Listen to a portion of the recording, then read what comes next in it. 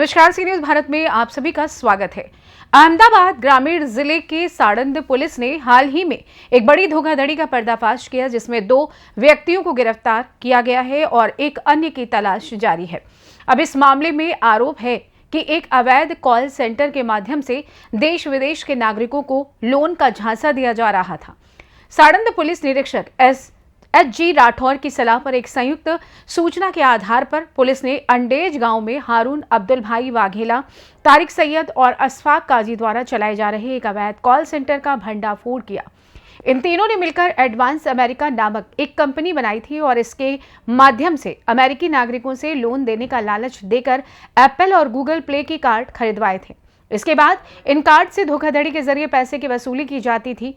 छापेमारी के दौरान पुलिस ने मौके से 2 लैपटॉप, 5 मोबाइल फोन, एक मारुति स्विफ्ट कार और इंटरनेट राउटर बरामद किए। इन वस्तुओं की कुल कीमत लगभग 2,74,000 रुपए थी। साड़ंद पुलिस ने आरोपियों के खिलाफ मामला दर्ज कर लिया है और उन्हें 5 दिनों की पुलिस हिरासत में भेज दिया गया है। एक अन्य आरोपी फरार है और उसकी तलाश जारी है।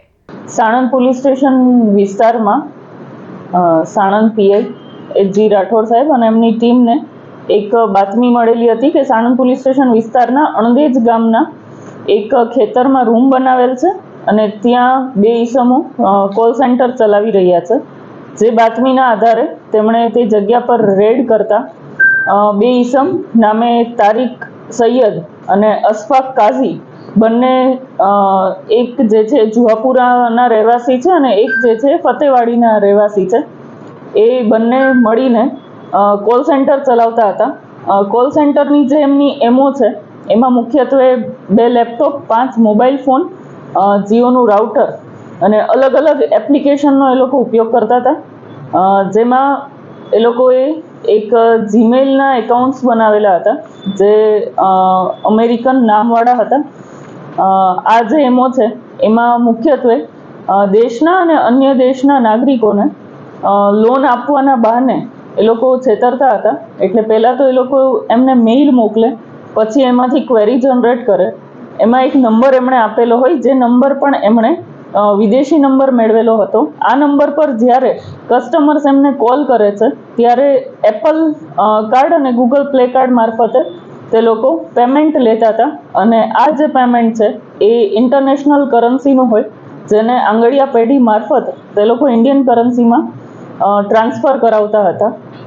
આ જે કોલ સેન્ટર છે એના બંને આરોપીઓ પકડાયેલા છે અને હાલમાં વધુ તપાસ તેમાં ચાલુમાં છે। આજે આરોપી પકડાય એનું બેકગ્રાઉન્ડ છે, કેટલા સમયથી આ કોલ સેન્ટર ચલાવતા હતા?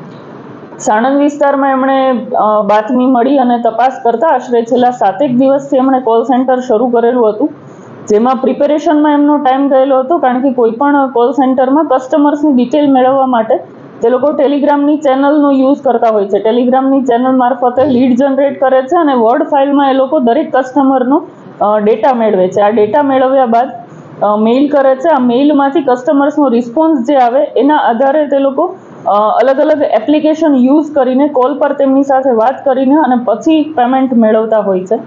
જેથી આશરે 7 દિવસથી આ કોલ સેન્ટર શરૂ હતું અને આમાં જે આરોપી છે અશફાક કાઝી, એના પર આ અગાઉ 2017માં બનાસકાંઠા જિલ્લાના પાલનપુર ખાતે કોલ સેન્ટરનો ગુનો દાખલ થયેલો છે।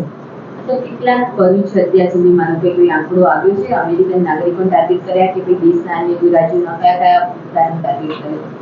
હાલમાં તપાસ કરતા એમની પાસે જે લેપટોપ અને અન્ય ડિવાઇસીસ મળી આવેલા છે એ પ્રમાણે એમણે ટોટલ 4 જેટલી વર્ડ ફાઇલમાં લીડ જનરેટ કરેલી હતી અને ઘણા બધા નાગરિકોને એમણે અપ્રોચ કરેલો છે, પરંતુ તેમના કોઈ બેંક એકાઉન્ટમાં પૈસા ટ્રાન્સફર કરીને તેમણે પૈસા મેળવેલા છે કે કેમ એ तपास हालમાં ચાલુમાં છે। अहमदाबाद से सी न्यूज संवाददाता योगेश गोस्वामी की रिपोर्ट। साड़ंद पुलिस का ये कदम इस तरीके की धोखाधड़ी गतिविधियों पर अंकुश लगाने में मदद करेगा और इसके माध्यम से आम नागरिकों को जागरूक करना भी जरूरी है, ताकि वे ऐसे ठगी के शिकार ना हों।